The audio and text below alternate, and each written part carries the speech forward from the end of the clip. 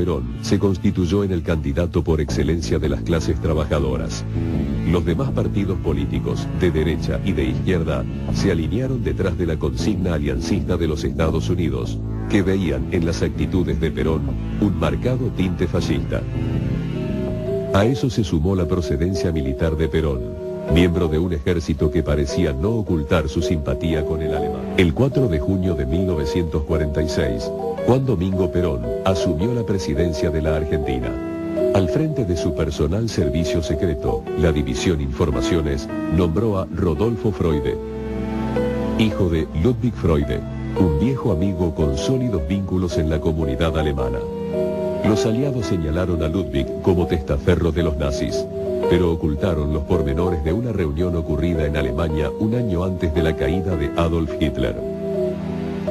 Esa es una reunión que se hace en agosto de 1944 en Estrasburgo, y en realidad ahí lo que se hace es ultimar los detalles de dos cosas que van a ser fundamentales para el nazismo en el fin de la guerra, y es el envío de remesas de dinero, por un lado, sacarlo de Alemania, y por el otro lado la salida para la reinstalación de la gente que tenía que irse, ¿no? Perón, al igual que las grandes potencias, tenía especial interés por quedarse con buena parte de los desarrollos tecnológicos que se habían llevado adelante durante el nazismo. Yo creo que Perón tenía la misma actitud frente a los nazis que escapaban de Europa que tenía Estados Unidos y la Unión Soviética.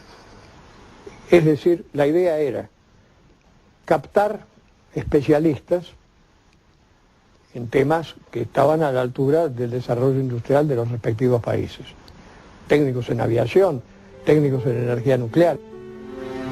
Entre los científicos, técnicos y especialistas, requeridos en secreto por el mundo entero, se iban a mezclar algunos de los peores exponentes de la barbarie criminal nazi.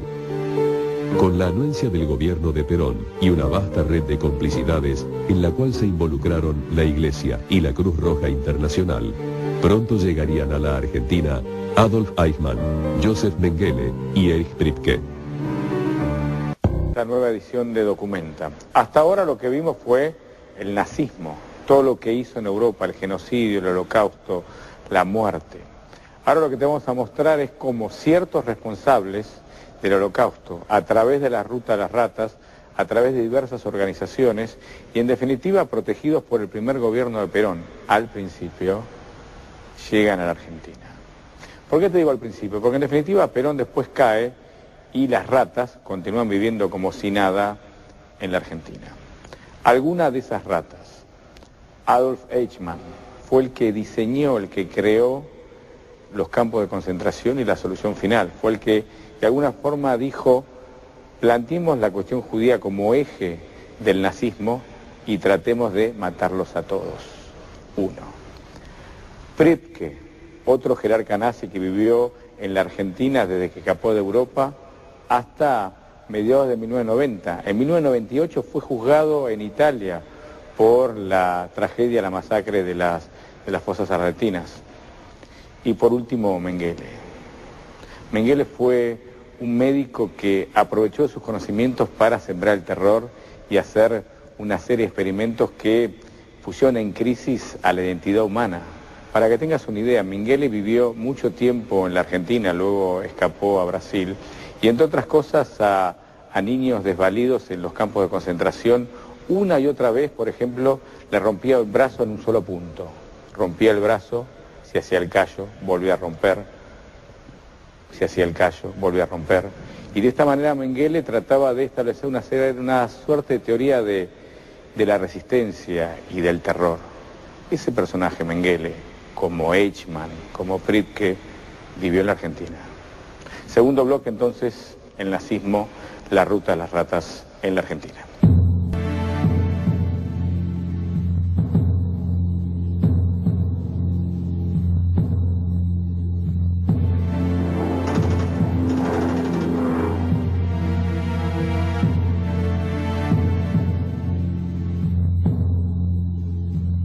El saldo de la Segunda Guerra Mundial fue aterrador.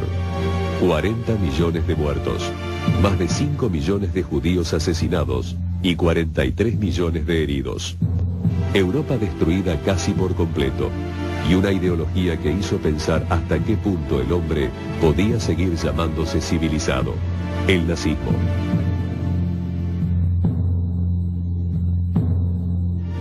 Cuando comenzó la reconstrucción, muchos países intentaron acaparar algunos de los avances científicos realizados por los alemanes. La Argentina, gobernada entonces por el general Juan Domingo Perón, estuvo entre ellos.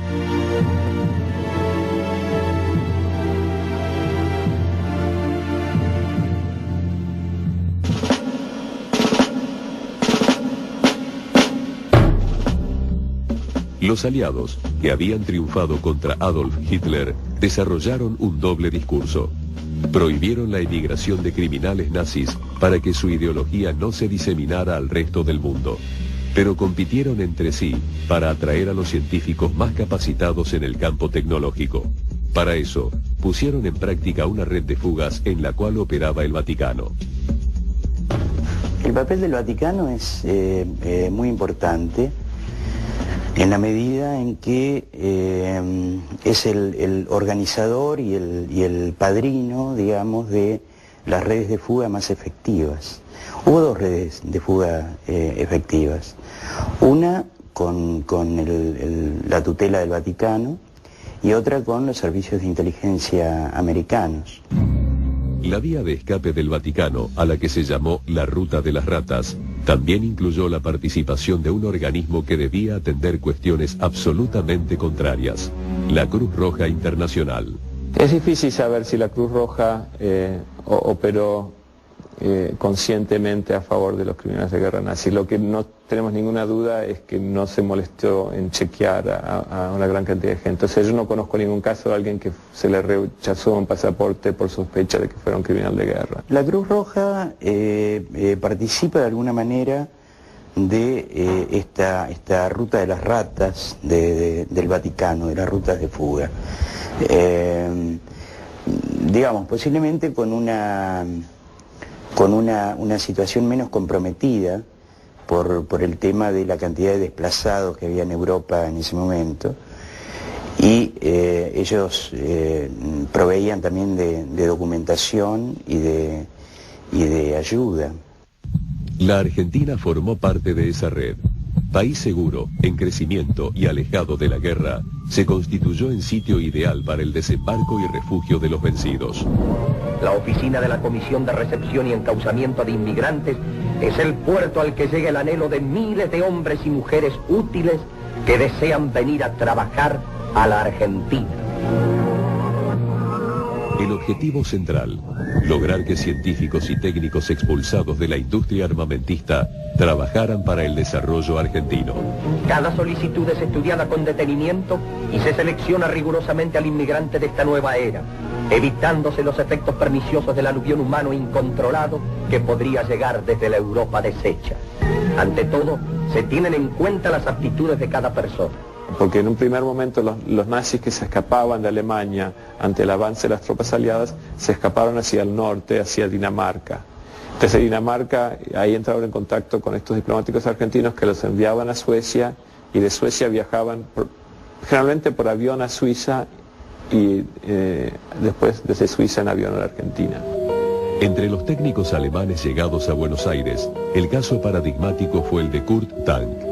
Tank, renombrado constructor de aviones para la Fuerza Aérea Nazi, ingresó al país en 1947, proveniente de Dinamarca.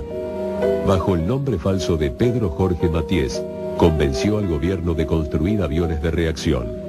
Perón le dio vía libre y un considerable presupuesto financiero. Yo creo que... Cerrada la vía de escape por Dinamarca y Suiza, Perón continuó operando con honda sede: ofrecer refugio en nombre del gobierno argentino a miembros del régimen nazi.